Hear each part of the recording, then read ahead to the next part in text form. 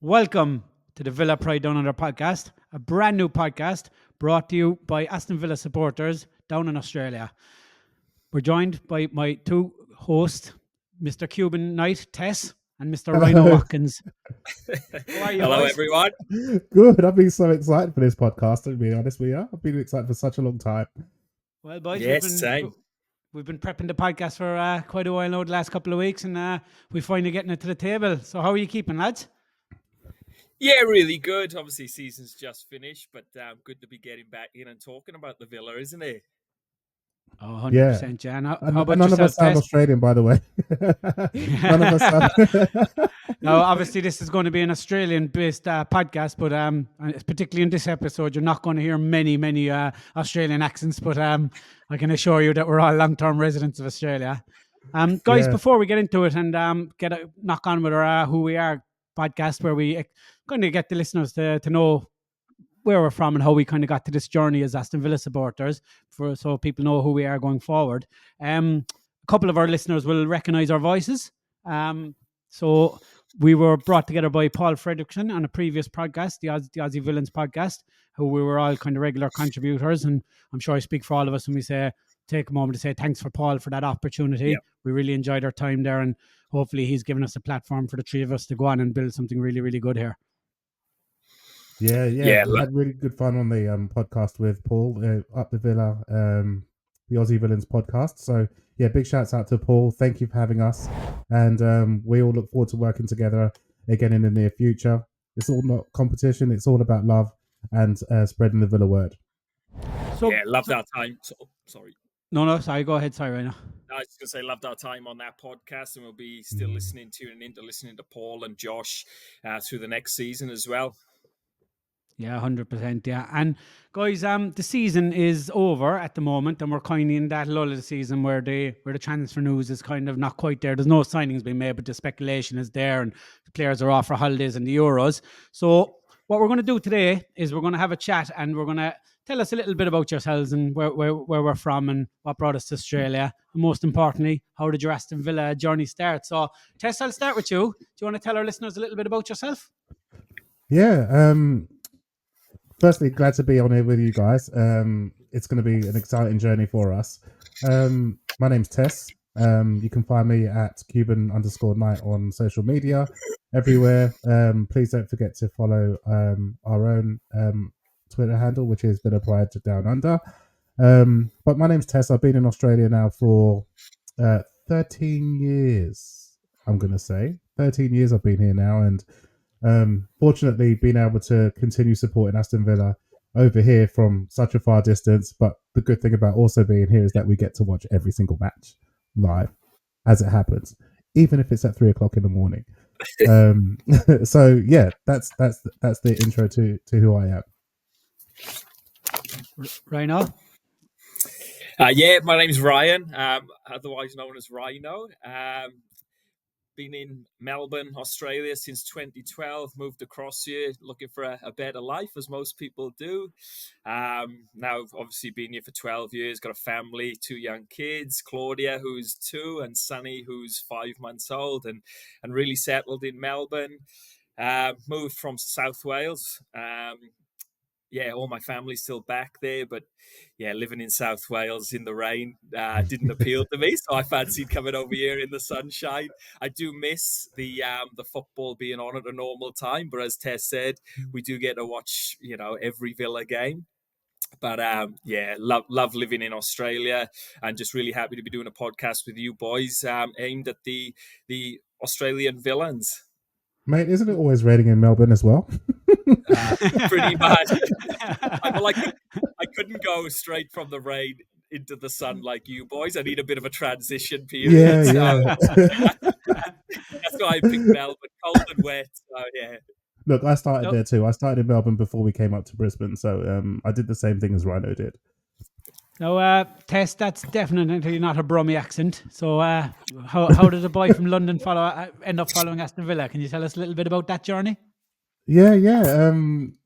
Really funny journey, actually. You know, like when you're a kid and stuff. I went to a boarding school in Surrey, just outside of London, And you know, like when you're growing up as a kid, all your friends, they all wear Man United kits. Well, back in the when I was a kid, at least, anyway, everyone was wearing Man United kits, Liverpool kits, Arsenal kits.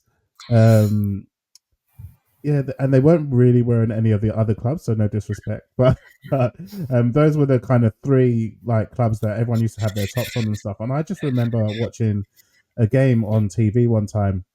I can't remember what it was, but it was going towards an FA Cup or a League Cup. It was one of those games, and I was just watching, and I just saw this guy like flying down the wing all the time. He was just flying down, and this is Tony Daly, by the way, flying down the wing, and I was just like, I want to be able to play like he does, you know. And ever since then, I kind of kept an eye on Aston Villa, and then there was a boy in my school, Ian Pennells, I think his name was, and he was a Villa fan, and I used to talk to him about football, and I thought he was really good at football at that age, and yeah, it just eventually ended up that I would just follow Villa all the time, and then all of a sudden I wanted a Villa shirt, and I remember my best friend from boarding school, Haley, her dad bought me my very first Aston Villa top, and it was the I can't remember what the year was.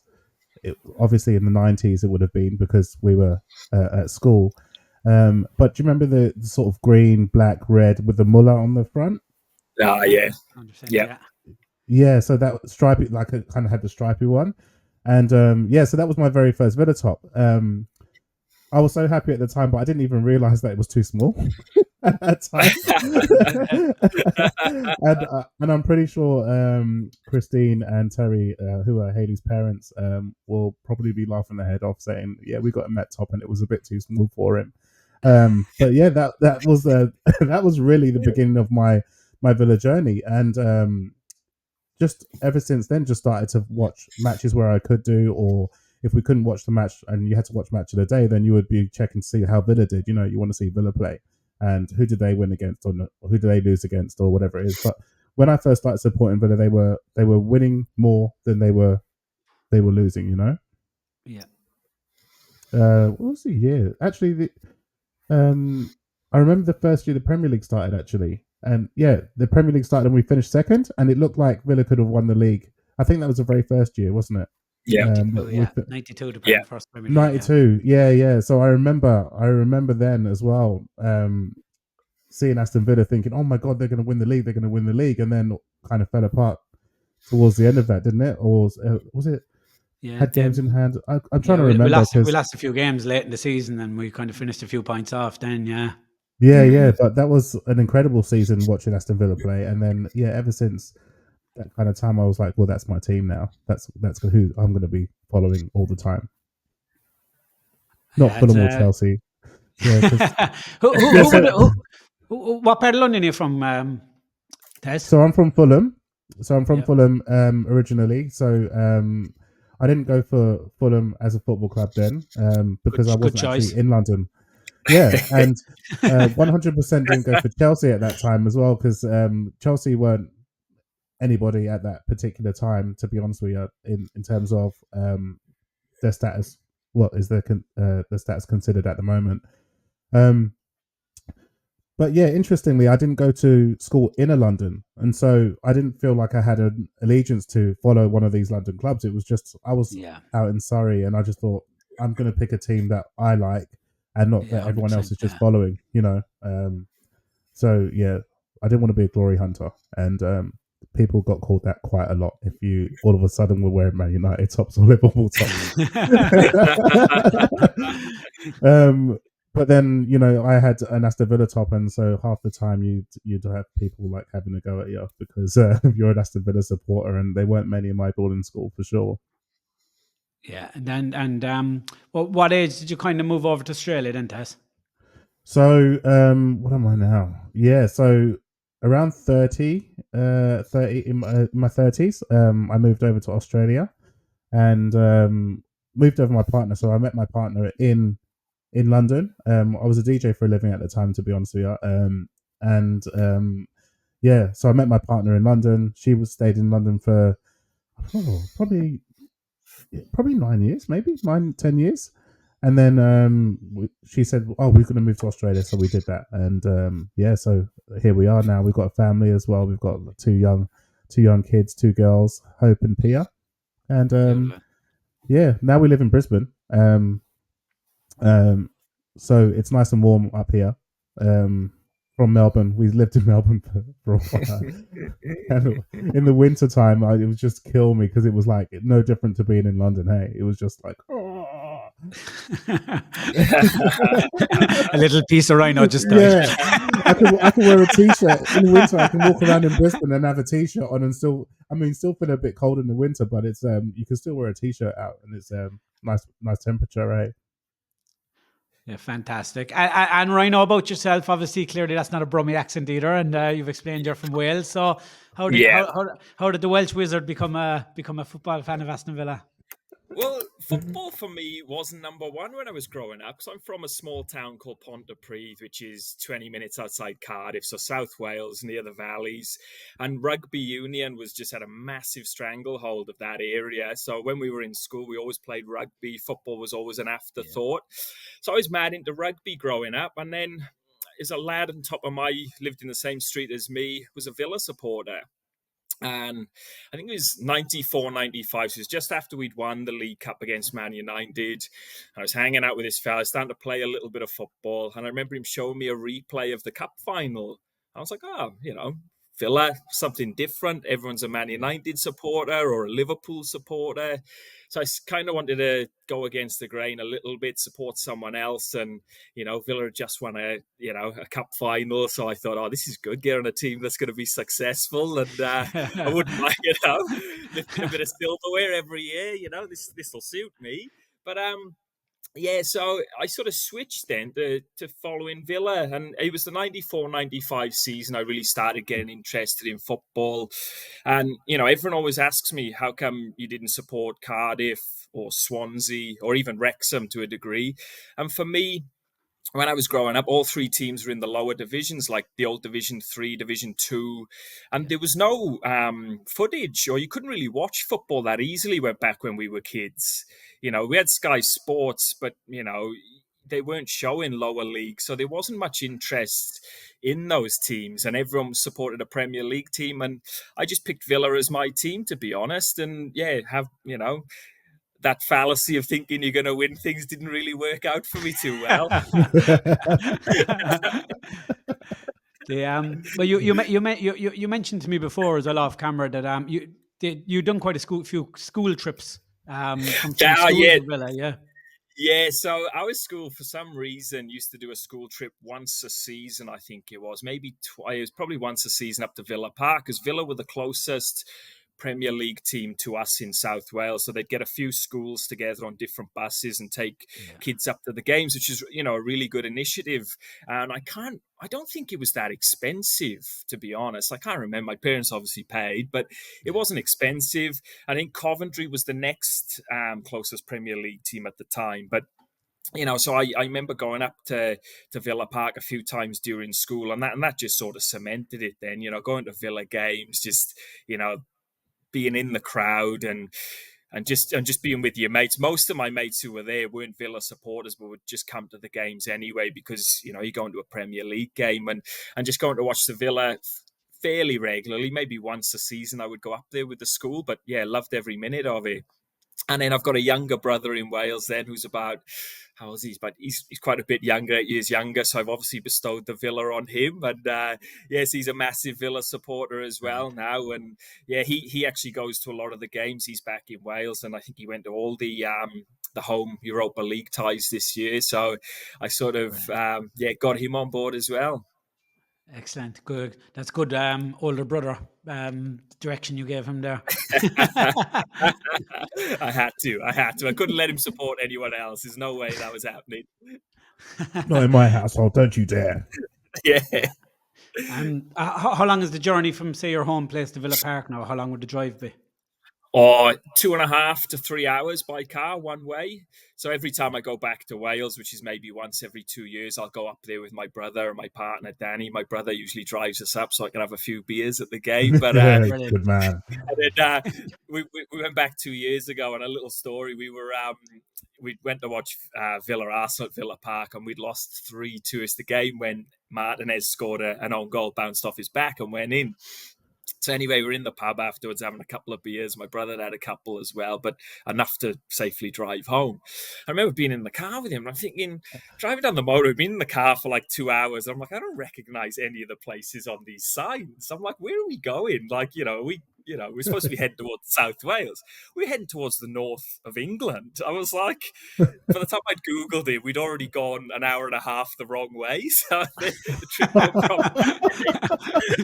we didn't get home till like gone midnight. We'd been going the wrong way for like an hour and a half. So yeah, anyway, last time my brother drives up to Villa Park. Do you know what probably happened? Because he's your younger brother and you convinced him to be a Villa fan. When you moved to Australia, Villa were probably having their worst seasons in years. He thought, nah, come here. I'm going a bit further north. I'm going to be a Liverpool fan. He just forgot he was driving. He just forgot he was driving to Villa Park with you in the car the last time. He's had enough. I've had enough of it. I'm changing over now. Oh dear. Brilliant. Yeah.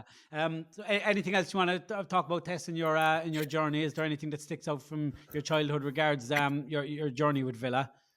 No, my again, as I said, my journey with Villa started quite late in like when kids would normally have a team when they're turn 2 or 3, or they've already got a team and stuff. I didn't have a team at all. In growing up. So when I was it would have been when I was like 13 or something like that, 13 or 14, that I only really started actually having a football team to follow. Like before that, I would just watch football and not have any sort of allegiances or anything like that. That's about it. What about you, Spud? More fun times, I'd say. Sorry, Tess. Yeah, tell us about your journey. And so, like, first of all, I guess the best thing is we need to know who you are, why you're here, who are you. I think this is what we call the first episode of our podcast, shall we? Who are you? So we're all introducing ourselves. Perfect. So tell us a bit about the beginning for you, Spud. Well, I suppose you don't need to be detectives to figure out I'm not from Australia either originally, but I was born in Cork in Ireland, 1985, and I actually kind of grew up in a household where my dad was a Scouser, absolutely Everton mad. Before he moved to Ireland, would have been a season ticket holder at Goodison Park for a long, long time. My mother, she's Irish, she's from Cork, and then obviously in the 80s, Liverpool won everything. So there's a massive generation of Liverpool fans in Ireland from the 80s when they were very successful, as there was for United in the 90s. So I actually grew up in a household where all my dad's side of the family were Evertonians and all my mum's side of the family were Liverpoolians. So all my mum's brothers, they're all Liverpool supporters. Everyone kind of asked me, how did you not end up like being an Everton or a Liverpool fan? And I suppose like my dad, like we never really kind of shoved the Everton thing onto me. We just kind of loved football together. And I was the same as yourselves. I went to a school where majority of my friends were United fans because United were the dominant team in the 90s when I was getting into football. And same as yourself, Tess, that first year in the Premier League, Villa and United were both going really well. And everybody in the school is going for United. So I was a couple of Irish playing with Villa, not as much as there would be in the following couple of years, but I was talking to my dad and I was like, I really like this Villa team. And my dad's shared love really came. I like in the early 90s, Italian football was probably what the Premier League was now. And it was really big in Ireland. And I'm sure it was in England as well, because you'd watch it on Channel 4 and that. And our kind of shared love at the time came from AC Milan when I was really young. That that brilliant Milan team of Van Basten, Rijkaard, Hullet, then Angelite, Donadoni and stuff. So I suppose that's probably why he never really pushed the Everton thing onto me, because we kind of had a bit of a shared love for the Italian. As I got older, I kind of moved away from that, but that was just when I was getting really into football. I loved that Italian team, and then I started watching the Villa, and I kind of thought, everyone is going for United. I'm going to go for Villa here in this league title race. Obviously they pipped us, and then 93 it kind of started to grow, and one famous Irishman signed for Villa and won the Player of the Year that year, Paul McGrath in '93, and I think he's still to this day the only centre back to have won the Player of the Year. So in the Premier League era, so. Then and then it got to '94, and I was kind of getting a bit older. I was starting to really understand football and kind of starting to appreciate what it was for. It was not more just as a rivalry with my friends at school. I was starting to take a real keen interest. Like AC Milan at the time were really good in '94 winning Champions or European Cups, and Villa were just starting to really build a really good team and under Ron Atkinson. And we had a lot of Irish playing with us that time. We had like Andy Townsend, Paul McGrath, Ray Houghton, Steve Staunton.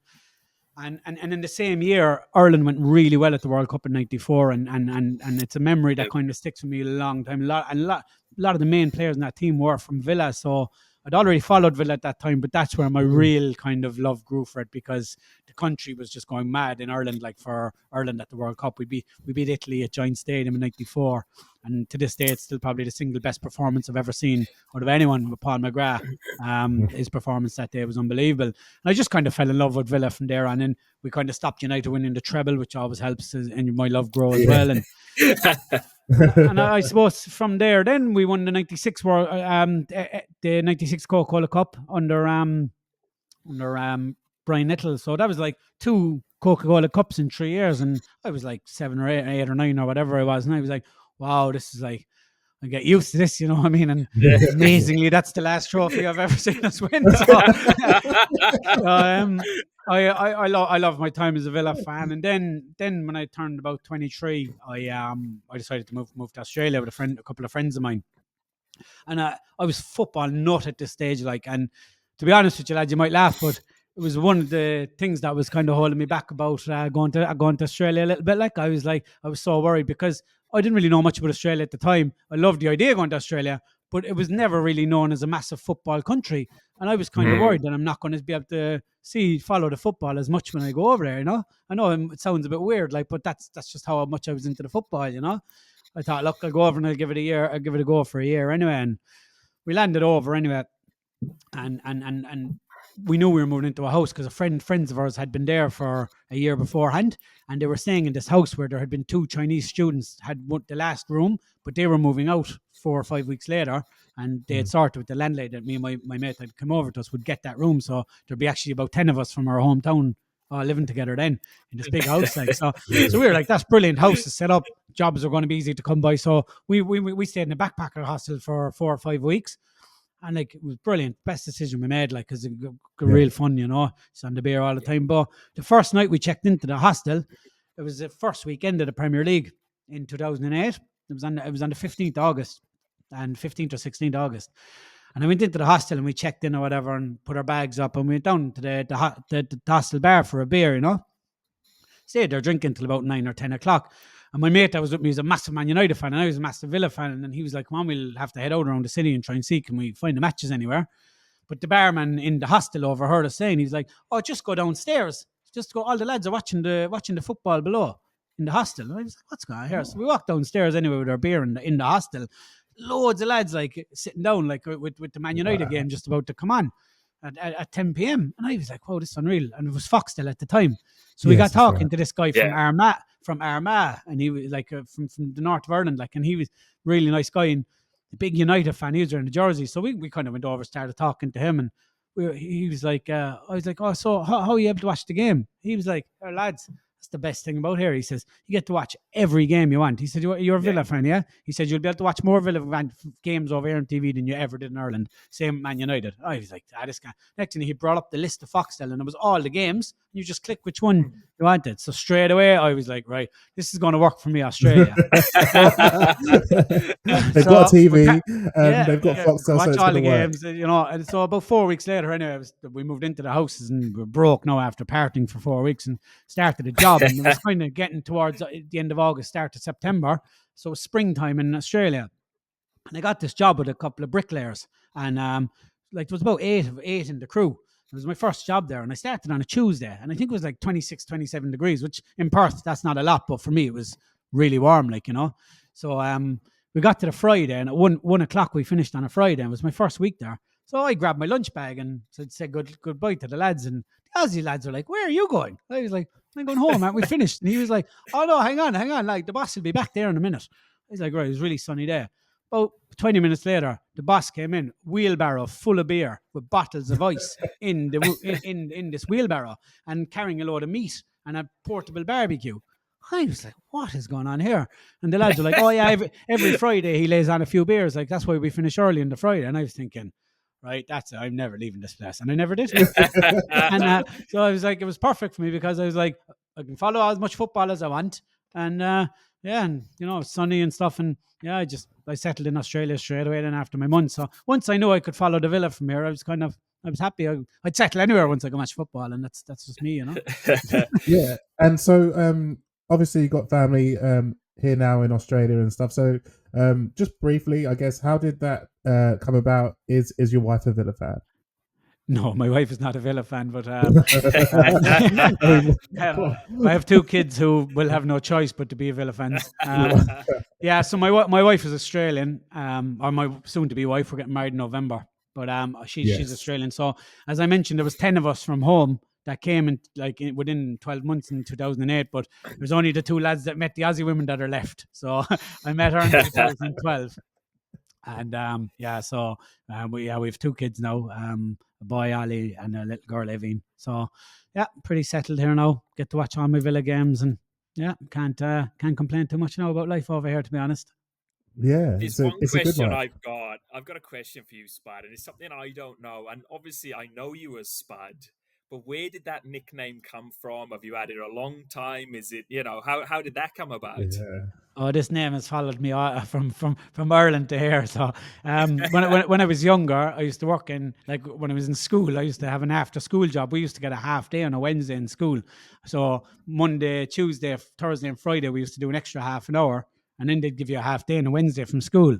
So for an after school job and on a Saturday, I used to work in these glass houses, the greenhouses, cutting lettuce and all that. But all my mates used to say that I worked in a Spud factory, even though nothing to do with Spuds. Nicknames develop in Ireland. Everyone just started calling me Spud. And honestly, no lads, there's friends of mine that would struggle to know my real name. If it wasn't for social media, they probably wouldn't know my real name. That's brilliant. That is brilliant. I think also we put on the pod here that we put that your name was Spud. We didn't actually put what your actual name is. We've all put our nicknames on here. Yeah, that's it. That's what we're known as, kind of, isn't it? Yeah, for sure. Yeah. And some of the listeners would have already heard our voices before from as we said earlier on in the previous podcast. So it's just nice to actually visually be able to see everybody on this new venture. I must say one thing that did surprise me, and something that made me very happy when I came to Australia, is how into football they were, and how many expats were here, and yourself from the tour when Villa came down under and stuff. How many Villa fans are actually here? It's huge, Yeah, it's massive. And in Melbourne, there's lots of supporters clubs here that are really active, not just the Villa supporters club in Melbourne, but, Liverpool got a big presence here, Man United, obviously, Spurs. There's some really good clubs getting out in Melbourne, and, big groups that go and watch the games in, the Imperial or the Charles Dickens. And, if you're moving to Australia, or if you're really into your football, I'd suggest getting on Facebook, looking up the different supporters clubs, because it's one of the best places you can go to meet, like-minded football fans and people who live in the city, and you can have a few beers and talk about, your team. So, I definitely recommend that. Yeah. One of you want to explain how we us three met? That might be a good thing to mention, because obviously we're in Australia, and at the time, Aston Villa were coming for a pre-season friendly under the previous manager. What do one of you want to tell the listeners how we met? Well, I guess we sort of all got different angles here, because Villa obviously playing Leeds in Brisbane, so I flew up with my partner Danny, who's a Villa supporter as well, and then my daughter she would have been about 1.5, so we flew up for the game, and I bought the ticket, so I will go to the game. But my daughter was sick on the day of the game, so Danny stayed with my daughter at the hotel, and then I said, I'll just go to the pub. I can't remember what the pub was called, boys, but before the game. The Paddo, that's it. Yeah. So I just said to my missus, I said, I just jumped on Twitter before I left the hotel, and Aussie villains were posting saying they're going to be at the Paddo and da-da-da. And I thought, I'll just go to the pub, just go and chat with fellow Villa supporters. So anyway, I get there. It's not particularly full. I get there nice and early. Obviously, like a few beers before the game. So the earlier the better for me. But and I see the guy who's posting the Aussie villains stuff, and it's Paul, who we used to do the podcast with. And I thought, I'll just go up and say hello, introduce myself, been seeing his posts, and just, someone to talk to. And that was it.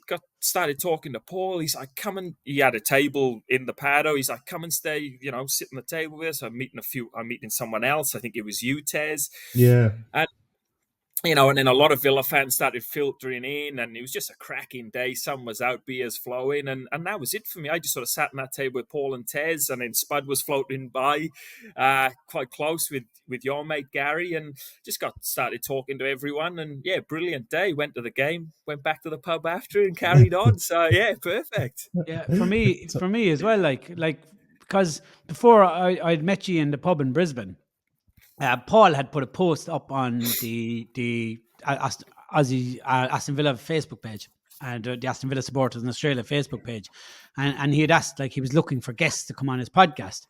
And someone tagged me in it and said, "Oh, Spud, you should go on and tell him your story about when you flew back for the game for COVID for the Chelsea and Villa game when it got cancelled when I flew back."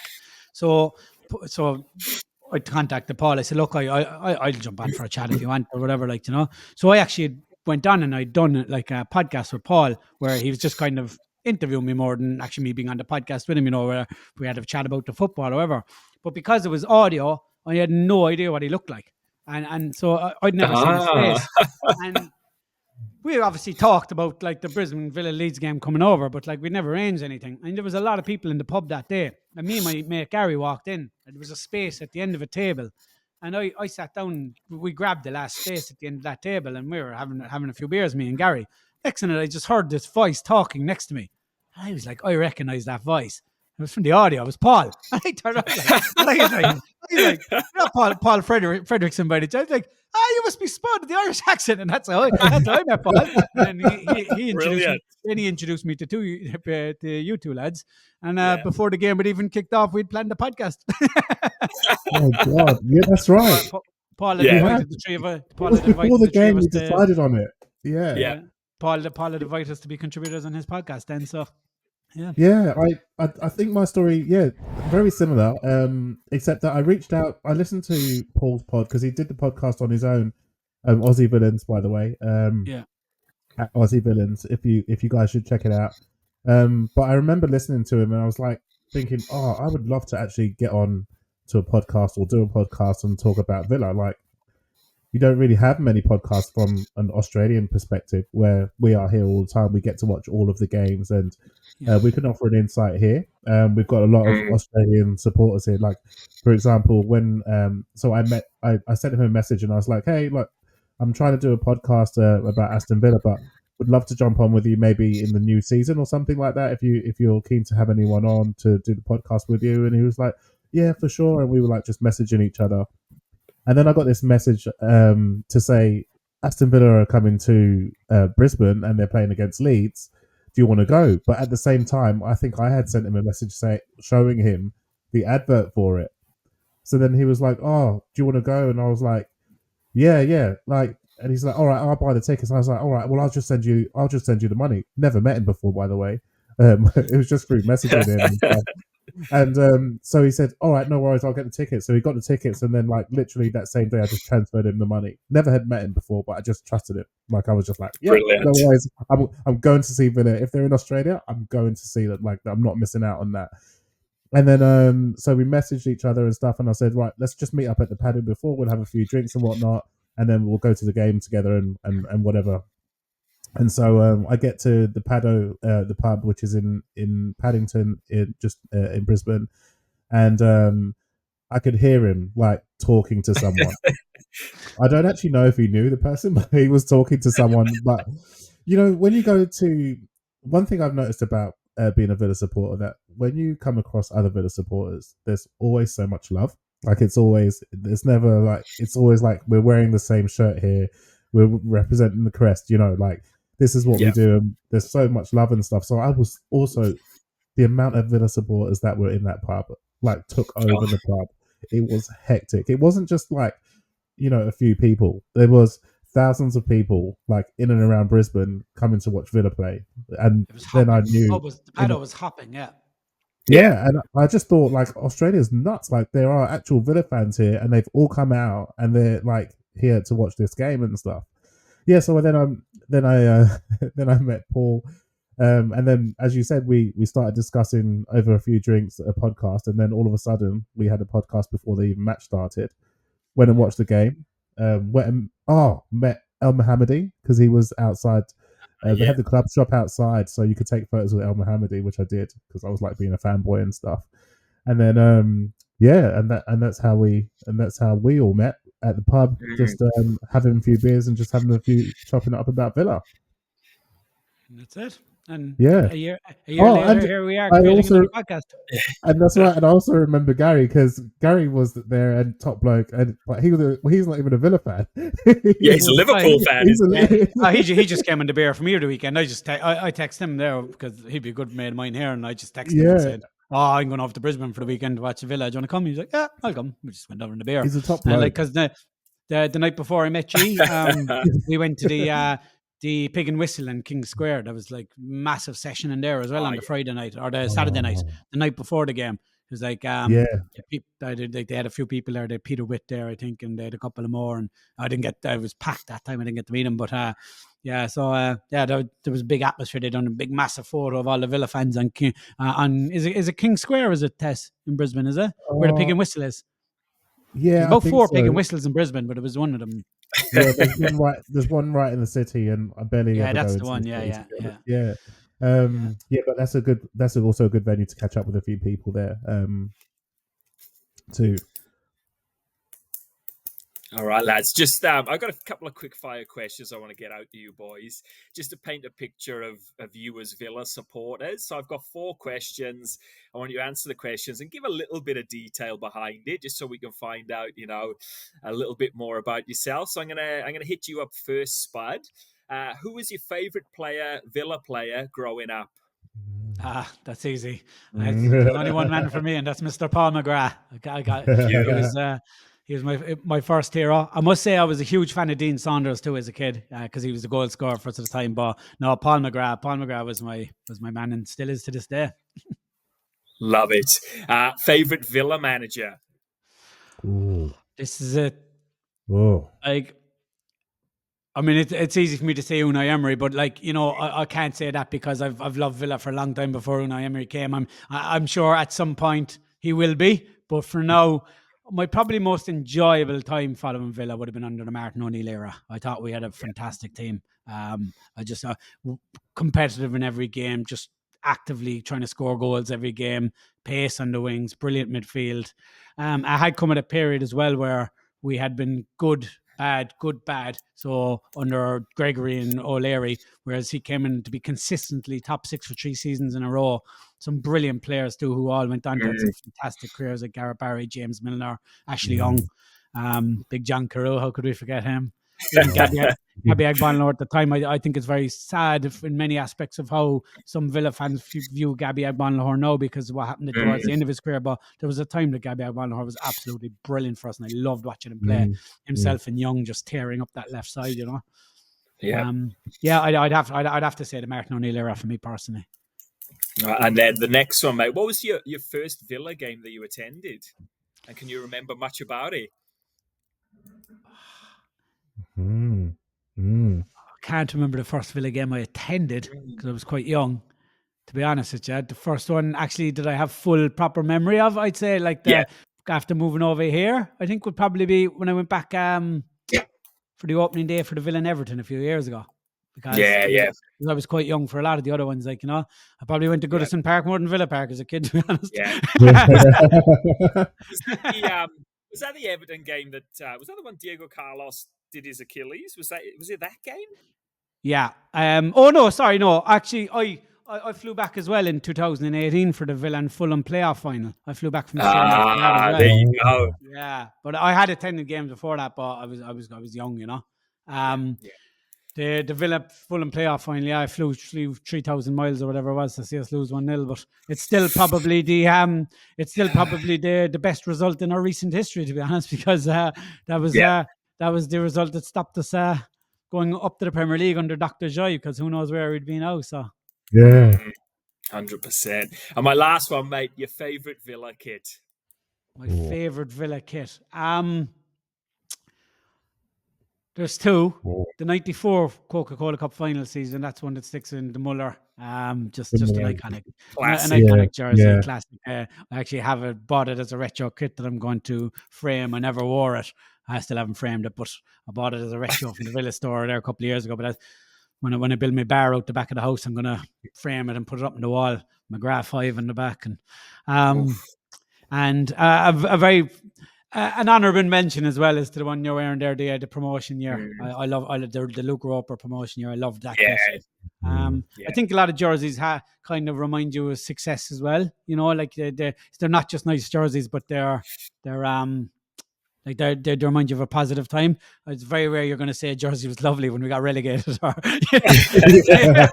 you look at that jersey on you and it just reminds me of that 10-game run under Dean Smith. Or, I look at that and it reminds me of that Dean Saunders scoring those 2 goals against United in the Coca-Cola Cup final '94. There's a couple of others, obviously, but I'm sure you'll talk about them. Yeah. All right, Tess, over to you, mate. Favorite player growing up? Favorite player growing up.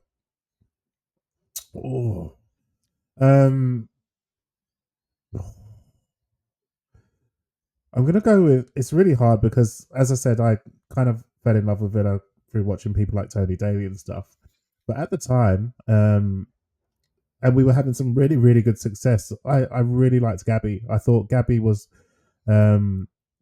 destined for a lot of success. I felt like he had the ability to progress his game from where it was. Apart from being that really quick runner, I thought that he could progress his game, and I really just enjoyed watching. You'd be watching the game, and then Gabby's going through. You're like, Gabby, and then you're like, you go nuts. So yeah, I'm gonna go. I also really really like Benteke as well. Like when he came, I know he was there for a short period of time, but yeah, I really like Benteke. I'm gonna go with Gabby. I'll just go with Gabby because otherwise I'm gonna be here all day choosing about 4 or 5. I always think that Gabby in his prime, because he was such a good strike partner to have, if we had a prolific strike partner for him, like we've put Heskey and John Crew up with them, good players, good at what they do, but they were never that 25 goal a season. I'd imagine if we had Benteke in his prime up there with Gabby in his prime, because Gabby used to do so much work. If he could have just had a prolific striker next to him, If only we had got Falcao. If only. It's all right. Messi's coming in a couple of weeks. And your favorite Villa manager, Tez? I've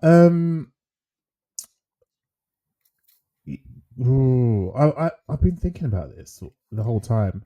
I think under Martin O'Neill as well. The reason I think for Martin O'Neill was just the brand of football, as Spud was saying. Like, there was one game where we played Chelsea, I think it was, and they absolutely smashed us, but we just didn't care, and we just kept trying to attack all the time. But Martin O'Neill brought this kind of enthusiasm, and you would talk to him, you'd hear the press conferences afterwards, and he just speak to people in a certain way, and encourage the players on camera. And I think there was one time where he had Gabby next to him. He's like, "What about your hat trick against Man City or something like that?" Because trying to make sure he plays him up a bit. And so Martin O'Neill, I really liked him, character, and we were doing good under him. We had three top six finishes. It was a good time to watch Villa. It was a really good time to watch Villa. It was. Really, really enjoyed it. So yeah, I'm going to go with Martin O'Neill as well. Nice. Although Unai is yeah. We can't say Unai. It's the easy answer because we all know that's where it's going to end up eventually. Yeah. Okay. Yeah, that's true. Can you remember your first Villa game, Tess? Yeah, I think so. I've only been to a few games because while I was down in London, I didn't get a chance to really go up and didn't have an avenue to get tickets. I think my very first football game that I went to was at Old Trafford. And I got taken there by when I was on like a school holiday or something when I was really young. Went up there with my best friend Haley and like her folks and their dad and her brother got tickets to go and see Man United at Old Trafford. So that was my very, very first actual game in a stadium. But I think if I'm not, you guys might be able to correct me because I'm really bad with time. But I went to the game where we got Mourinho the sack. So I remember sitting in the Trinity Road stand, and I think Zach Knight scored that day. Oh yeah.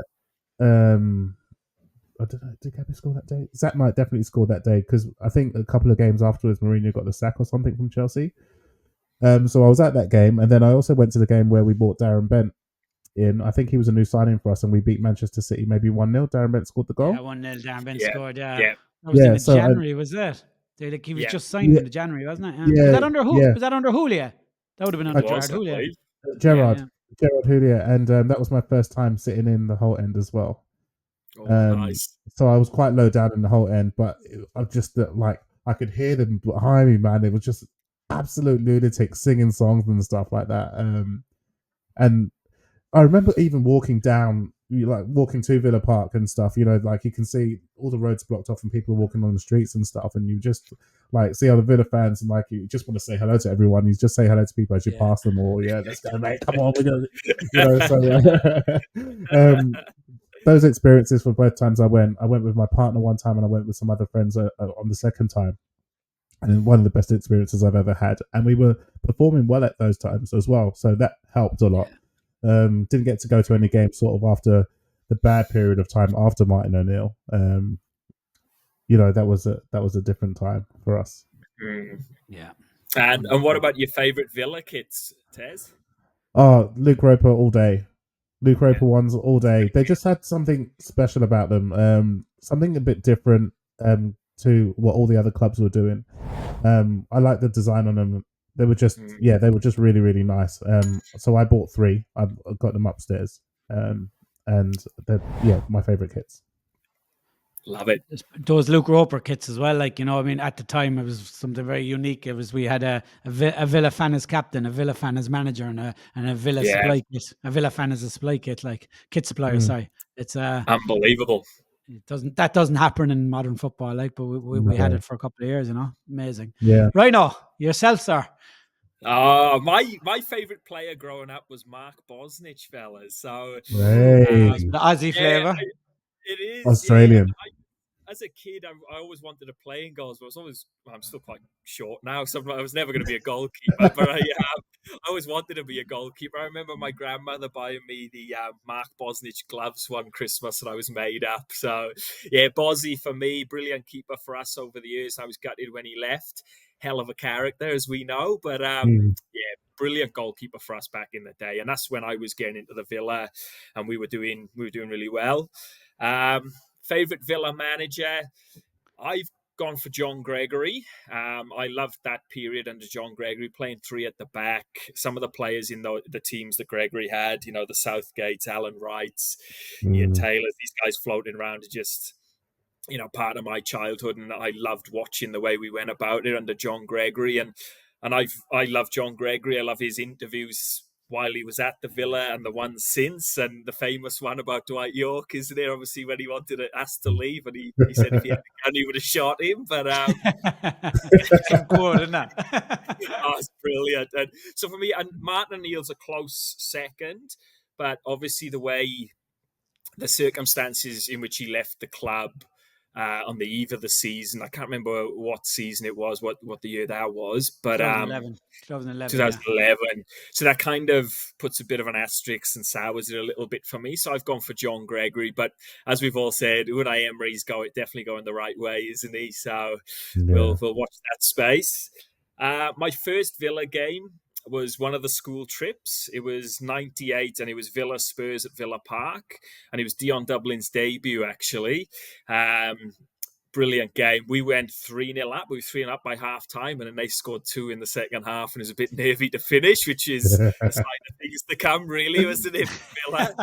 Introduction to Villa, yeah. But I just remember being there, and November, so it gets dark a bit earlier in England at that time. And I remember the game finished. Dublin scored two on his debut. Collymore got the other one, and I think we were top of the league at the time. And I remember being in the crowd towards the end as the final whistle went, and we were leaving. All the Villa fans are singing, "We are top of the league. We are top of the league." And just a brilliant time to be a Villa supporter at that point. And unfortunately, we didn't hang on, but I think we were top at Christmas. And the last time we've been top at Christmas that year. Yeah, and faded away then. So that was my first Villa game. Like I said, I try and get back every 2 years to Wales, and I try and get up to a game. But not easy with these distances. But my favorite Villa kit comes from that period as well, is the AST or AST Computers kit. So like the 96 kits where we had the collars. Yeah, the collars, and we had the dark away kit. And obviously the claret home kit. And I remember us beating Arsenal in I think it was the League Cup away. Or we drew at Highbury, I believe. And then I remember Yorkie and Tommy Johnson scoring in those dark blue kits. And I love those kits personally. I've got a replica one upstairs. I used to have all my old Villa kits at home, but my mum at one point had a big clear out years ago, and a lot of those kits got binned, and I'm devastated. Oh. That was the year they got relegated. She binned a lot. Don't want these jerseys in my house anymore. That year, the 96 jersey, because they had the AST Computers. You had the dark blue, you had the claret and blue, and you had the white one. The white one too. Yeah. And I just that kit for me is like, I remember just big Hugo at the back. Southgate was floating around. Alan Wright. Paul McGrath. That was under Brian Little, 96. Yeah, great team. And you just see some of the players who were in that team and getting around. Yorkie, York is still, probably as I was growing up, probably my second favourite player, Dwight York. Just hell of a player for us. Of all the players we lost over the years, that was the one that hurt me the most. I was a really impressionable kid at that time. I couldn't believe it. And then for him to go to United, I couldn't, for the next generation, obviously the newer generation, it's Grealish. For me, it was York. That was the one that killed me. And the success he had with, Andy Cole and Dwight York at United, that was really hard to watch because, they went on to win everything really, didn't they? And what could have been if he'd have stayed at Villa and we'd have built around him. But same for me, mate. I still pains me. I was going to say, I've still got hard feelings about it. the way that because that was a really important time. Yeah, it was. And growing up with all United fans, as the three of us alluded to there, it's a PTSD that has never left me. Even this season, in our best year, we still lost back both games to United. It's incredible. The worst they've been for years, the best we've been for years, and they still beat us twice. It's just something that'll never leave me, I don't think. Honestly, my phone rings red hot. The messages are going off overnight when we play United, and they're beating us. I've got mates back home. We still message. So yeah. Whenever we play United, I always have to think, should I check out the bookies? Because I'm pretty sure they're going to win a penalty. For me, I don't know. Every time we play Man United, I always think they're going to get a penalty or something. I don't know why that happens. I always, 100%, yeah. Or we're going to go 2-0 up and throw it away. Like the amount of times that has happened, it's just that's unbelievable, guys. So we've let our listeners know kind of who we are, what to expect from us going forward. Of course, we have a lot of stuff in the pipeline, guests, match reviews, previews, giveaways. We just wanted to do this episode just to give the listeners a kind of an idea who we are going forward, so we don't keep reverting back to the questions and stuff. Also, I'm sure we'd like to say to the listeners, guys, any content you'd like to see in the pod, hit us up on our socials. Any guests you think would suit, all that kind of stuff. We want you to be as interactive as you can, guys, because this is a podcast for all of you. Like, this is what we do it for the listeners. I hope you've enjoyed the podcast up to now. I hope you'll tune in again for next week, and it's going to be more regular now. And myself and Ryno, I'd just like to say a big thank you to Tess as well. Tess has put in an all-merciful amount of work in the last couple of weeks building all the technology side of it, and we really appreciate it, Tess. You've put a lot of hours into it and made sure everything was right before we recorded. So we really appreciate that, buddy. Anything you guys want to say? Anything you guys want to say to wrap up?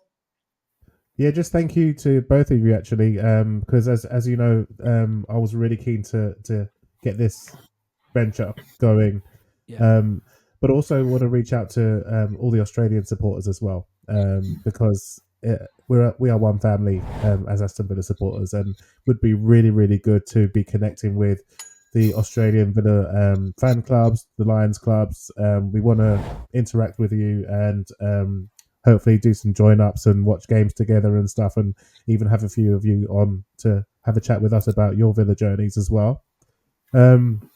And thanks to you two for just putting up with me for the last couple of weeks, sending you messages and demands, and can I have this? Can I have that? And let's do this and do this, and shall we do this and do this? So thank you both for putting up with me. I'm just really excited to get this venture going. And just one more shout out, if you don't mind, to Neil and Paddy from the Liverpool McGrath podcast. These two fellas work really hard at what they do for their podcast channel, but they were so brilliant because I reached out to Neil, and we've reached out to Paddy to get some sort of advice and some information for us starting our podcast. And I just want to thank them because they've been really instrumental in giving us some really sound advice on how we can get this podcast going. So 100%, yeah. For me, lads, it's a Champions League season next season, so I'm really looking forward to covering our first foray into the Champions League together. And and like you guys have already said, is linking up with other Villa supporters down under and getting everyone involved with the pod and getting questions in or suggestions in. So I'm just really excited for the new season. Villa are in the best place they've been since I've been supporting Villa, so it's just a really exciting time all around, and can't wait to cover it. 100%, guys. Well, lads, till next week, up the Villa. Up the Villa.